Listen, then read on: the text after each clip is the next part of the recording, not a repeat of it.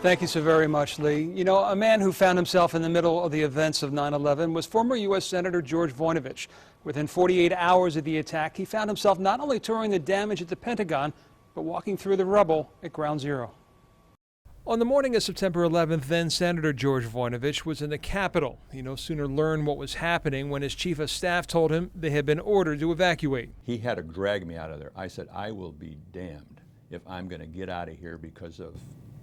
And I went on, you know. And of course, I wasn't aware of the fact that the word is out that there's a plane coming back. We didn't know whether the plane was going to hit the Capitol or the White House or our buildings or whatever it is. As the world seemed to come to a stop, Voinovich remembers the next day going to church. I'll never forget Father Hemrick saying, our lives have changed forever.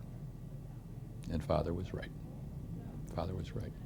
2 days after the attack, Voinovich went to Ground Zero. These are pictures that he took with his own camera. It was like some horror movie, where the devastations occurred and you just could not believe what you saw. Just the structure just hanging in the air, smoke still coming up. I just cried. Just cried. One of the pictures he took was one that stays with him. It's of the missing person flyers that seem to pop up everywhere. There was like a bulletin board, big bulletin board, and it said, if you've seen my sister Sally, please call me.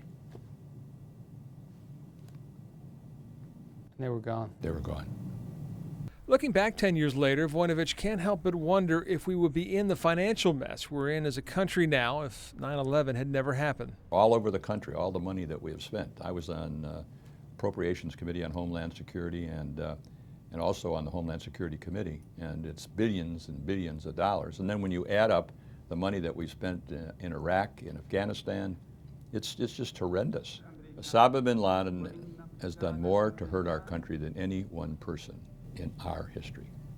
The good that came out of that day, Voinovich says, was Americans learned what he and his wife learned years earlier when they lost their daughter Molly. I think there was an awakening around America about the family and how we should come together and not take life for granted.